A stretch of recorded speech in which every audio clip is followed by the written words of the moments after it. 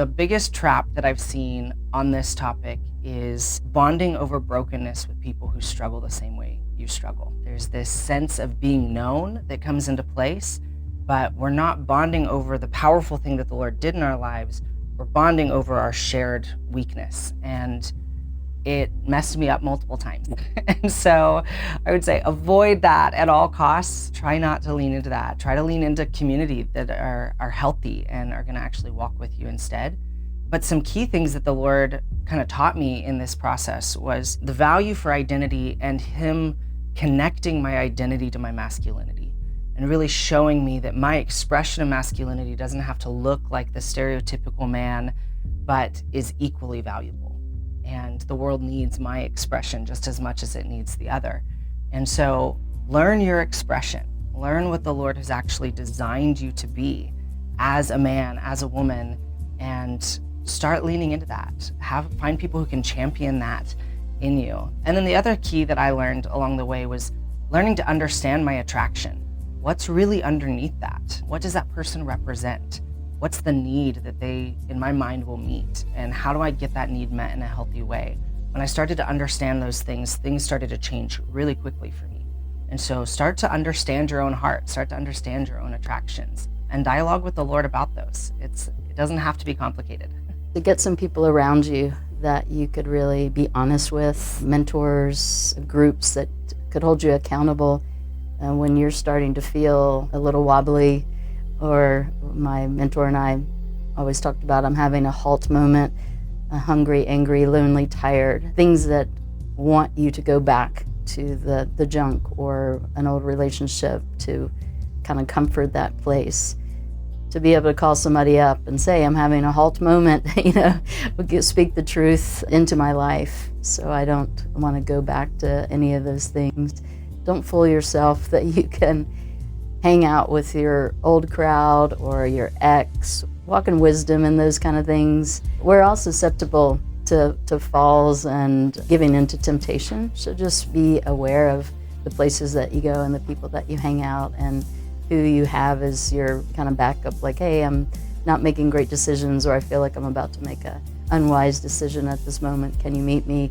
Will you talk? And I just feel like those are things to equip yourself to walk a wholesome life with Jesus.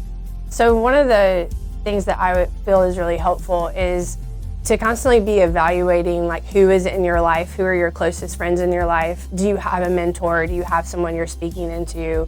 And one of the ways to get out of codependency is to be able to be vulnerable with multiple people. So finding your 3 or 5 people that you can talk to instead of just that one person that maybe makes you feel seen and known. How can you work to build those relationships in your life and build community in your life?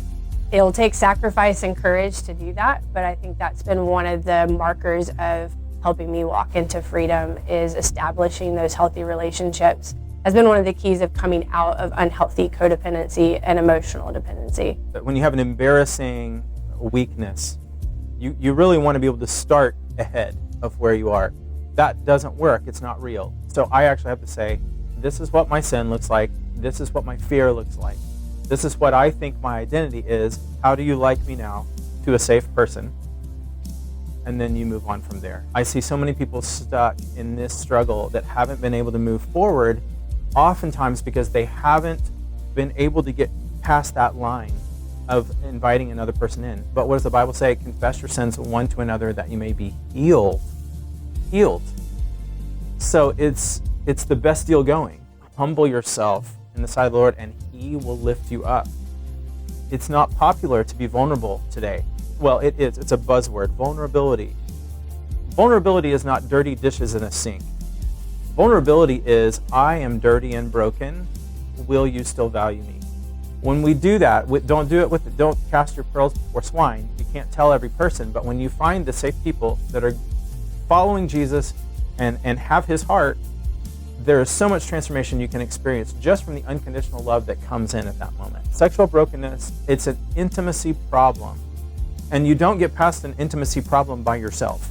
It's going to require a relationship with the Lord that's deep, and you don't have to build that yourself, but you focus on Him. And then it requires depth of relationship with the body of Christ. And the prayer becomes, all right, who are my people, Lord? Who is it that you're calling me to walk with, or to open up to, or to receive correction or instruction from, or to get a hug from? That whole thing. But don't do it alone. I think a truth that I have learned is that sin will always take you farther than you want to go. Culture will always tell you, embrace this identity to feel better. I have personally only found, I've embraced parts of LGBTQ more and more and more to try to resolve the conflict I've been feeling inside. But besides the temporary relief or the temporary feel-good feelings of being with my best friend, it only turned up empty and it only felt more hopeless than before. I would say when Jesus says hey, red light, don't go there, to listen, to submit to Jesus will produce more life than going with the flow of culture, because it's a strong, swift current. The enemy loves to make things look good. And so be careful with what culture says. It's not always in line with what Jesus says. Helpful truths for me is Romans 12. You'll be transformed by the renewing of your mind. For probably 2 years, was making declarations every day. And it was something new for me at that point, but I would speak truth for myself. It didn't feel true yet in the inside, but I knew it was like a journey God took me on. So that was a big thing for me, speaking truth over myself. And then my mind got renewed in that moment. And I remember I was speaking to somebody. As I'm speaking to him, it was like the gears clicking in. And it was like my mind was clicking in. And I just paused and I'm like, oh my word. All this work I've put in the last 2 years, it's just clicked in. And one of the biggest traps, I would say, is isolation. Isolating yourself, not having community, keeping things in the dark. Because the enemy likes us, to keep things in the dark and not bring it into the light. So, get a healthy community. Walking in purity is possible. It felt impossible all of my life, but the Lord wouldn't call us to something that He wouldn't equip us for or give us the grace for. You are empowered to do it. I feel like there's this, you feel the presence of the Lord as you walk with Him, but as you walk fully surrendered and yielded, you feel Him even more. Some of the pitfalls, I would say, are compromises, like neglecting your alone time with the Lord or not having community with believers. Those are things that definitely would detract from you thriving in your relationship with God. One trap is just ruminating on your failures.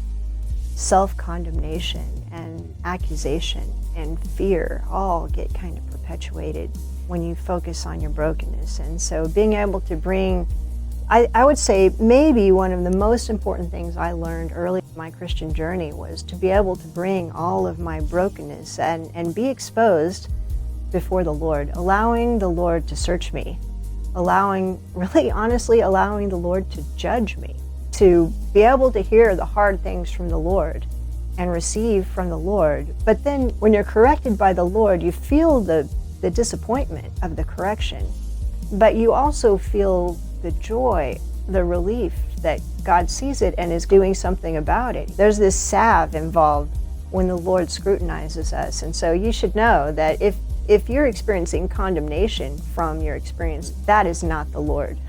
But if you're experiencing a conviction that is suggesting that you should change, or that this must change in your life, you should also expect to feel relief and empowerment out of that space when you're with the Lord.